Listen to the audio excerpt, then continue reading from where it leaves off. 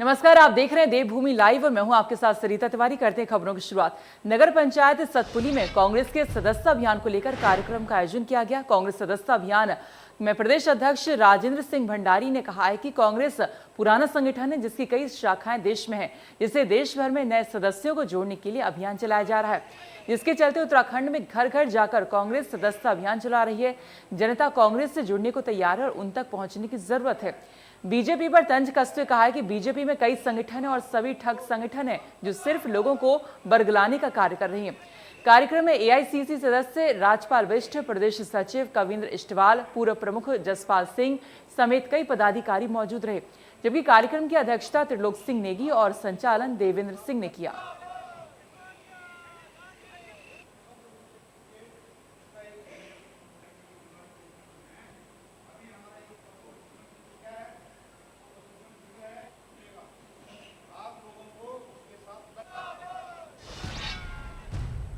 चारधाम यात्रा के लिए देवस्थानम बोर्ड का ई पास जरूरी है। इसको लेकर लगातार प्रचार प्रसार भी किया जा रहा है ताकि किसी यात्री को बेवजह असुविधा का सामना न करना पड़े। लेकिन बावजूद इसके अभी भी बड़ी संख्या में बिना ई पास के ही तीर्थयात्री रुद्रप्रयाग पहुंच रहे हैं, जिन्हें हरिद्वार, ऋषिकेश से लेकर श्रीनगर तक किसी बैरियर में नहीं रोका जा रहा है। लेकिन रुद्रप्रयाग पहुंचते ऐसे तीर्थयात्रियों को वापस भेजा जा रहा है और ऐसे में बिना ई पास की यात्रा पर आ रहे तीर्थयात्रियों को असुविधा झेलनी पड़ रही है। रुद्रप्रयाग के सरोबगढ़ बैरियर में चेकिंग के दौरान बिना ई पास की यात्रा पर आ रहे तीर्थयात्रियों से भरी बसों को सीधे वापस भेजा जा रहा है। ऐसे में यात्री जहां प्रशासन पर ऋषिकेश, हरिद्वार में सही और सटीक सूचना न देने का आरोप लगा रहे हैं, तो वहीं प्रशासन तीर्थयात्रियों को ही इसके लिए जिम्मेदार ठहरा रहे हैं।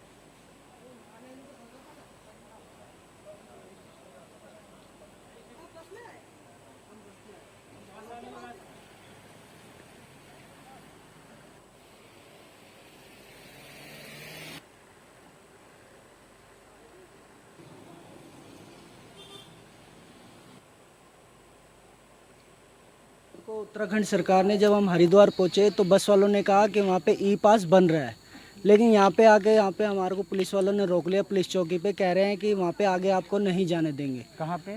ये जगह का नाम सिरवागढ़।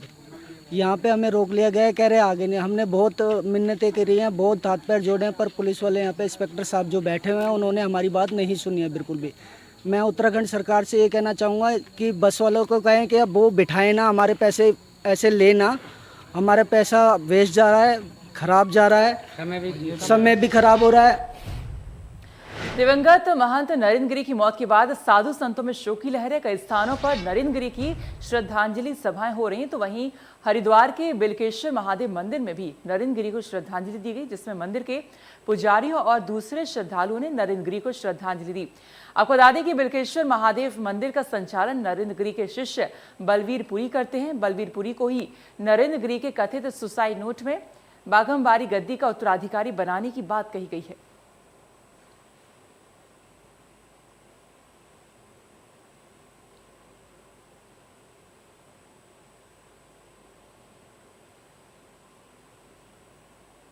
भारतीय अखाड़ा परिषद अध्यक्ष महंत श्री नरेंद्र गिरी महाराज जी के कैलाशवासी होने के बाद बलवीर गिरी महाराज जी के आदेशानुसार आज श्रद्धांजलि सभा का आयोजन प्राचीन बिल्वकेश्वर श्री महादेव मंदिर हरिद्वार में रखा गया है। सारा संत समुदाय, अखाड़ा परिवार, सारे भगत जगत श्रद्धांजलि सभा में उपस्थित होने के बाद भगवान श्री भोलेनाथ से प्रार्थना कर रहे हैं कि भगवान हमारे गुरुदेव भगवान को अपने श्री चरणों में जगह दे।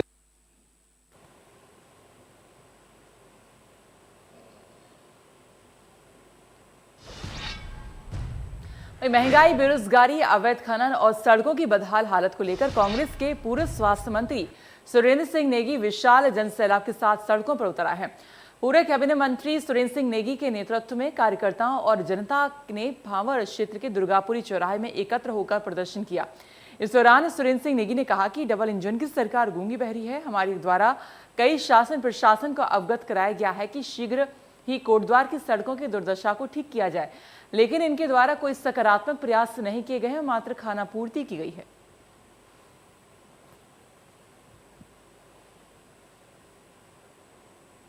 दिन पहले हम लोगों ने सीतापुर तिराहे पे एक कार्यक्रम किया था और ये चेतावनी देने का प्रयास किया था कि कोटद्वार नगर निगम ही नहीं पूरे उत्तराखंड की सड़कों को ठीक किया जाना चाहिए। उसका असर सिर्फ इतना हुआ कि इन्होंने सड़कें तो ठीक नहीं करवाई, लेकिन टल्ला लगाने की बात शुरू कर दी। हमारा ये कहना है कि टल्लों से ये सड़क नहीं चलने वाली है। इसमें बहुत ज़्यादा ट्रैफिक चलता है, गड्ढे इसमें बहुत ज़्यादा हो गए हैं, लोगों का चलना फिरना दूभर हो गया है। कांग्रेस नेता और पूर्व केंद्रीय मंत्री गुलाम नबी आजाद मसूरी पहुंचे। मसूरी राधा कृष्ण मंदिर के सभागार में आयोजित मसूरी भारतीय जन नाट्य संघ इप्टा शहीद आजम भगत सिंह सम्मान समारोह में बतौर मुख्य अतिथि शिरकत की। इप्टा के प्रदेश और मसूरी के पदाधिकारियों और कार्यकर्ताओं ने गुलदस्ता और शॉल देकर स्वागत किया गया है। इस मौके पर इप्टा और भगत सिंह की जीवनी पर प्रकाश डाला गया है। उन्होंने केंद्र की मोदी सरकार से आग्रह किया है कि 3 काले कानूनों को वापस ले, जिससे कि किसान आंदोलन खत्म हो सके। वहीं इस दौरान जम्मू कश्मीर को पूर्ण राज्य बनाने की भी गुलाम नबी आजाद ने मांग की है।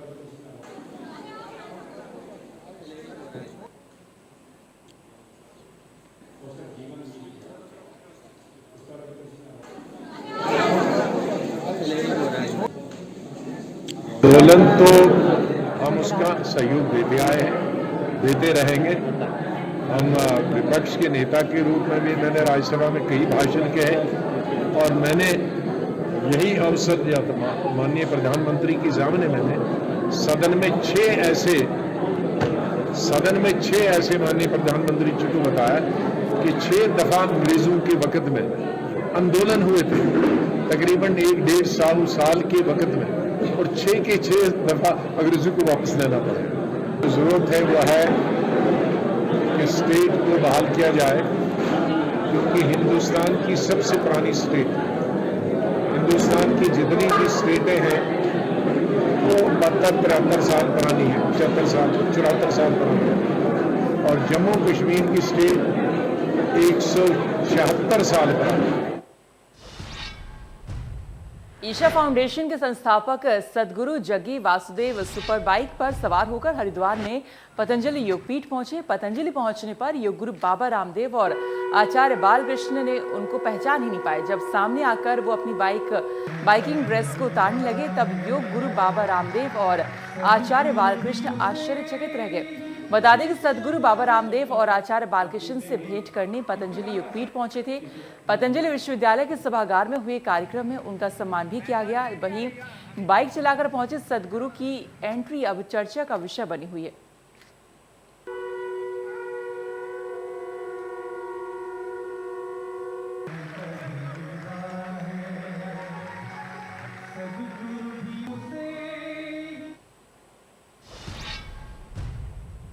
और इसी बीच हल्द्वानी से बड़ी खबर, यहां निर्माणाधीन सीवर ट्रीटमेंट का निरीक्षण किया गया है। प्लांट का नगर आयुक्त ने निरीक्षण किया है। काम में तेजी लाने के निर्देश भी यहां पर दिए गए हैं।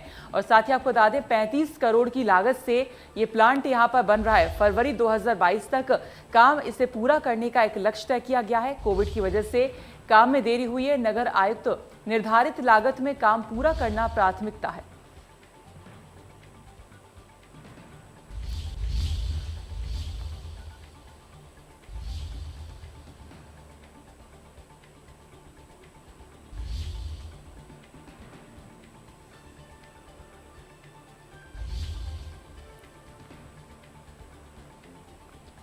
तो काम में तेजी लाने के निर्देश दिए गए। 35 करोड़ की लागत से आपको बता दें कि प्लांट ये तैयार हो रहा है और इसकी एक निश्चित तारीख भी डिसाइड की गई कि जो काम है जल्दी से जल्दी पूरा हो जाना चाहिए। आपको बता दें कि नगर आयुक्त ने कहा है कि कोविड की वजह से, लॉकडाउन की वजह से जो काम था उसमें डिले हो गया था, लेकिन अब निर्माणाधीन जो सीवर ट्रीटमेंट का निरीक्षण उन्होंने करने के बाद कहा है कि जल्दी इसका काम पूरा होगा।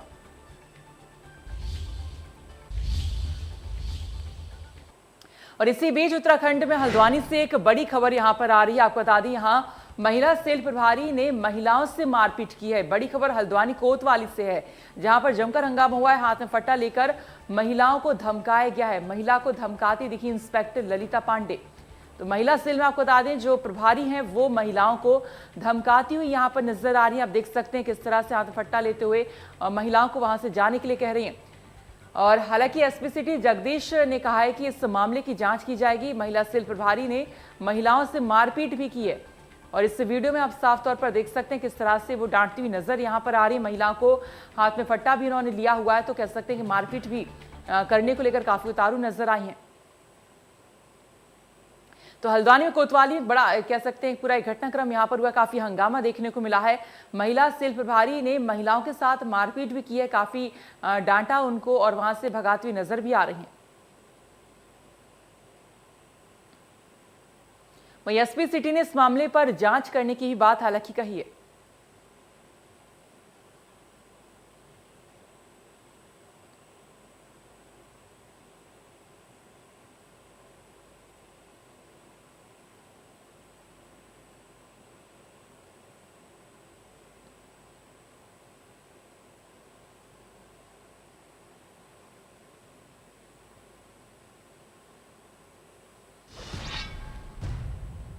यहाँ वक्त है छोटे से ब्रेक का, जब लौटेंगे आप देखते रहिए इंडिया न्यूज।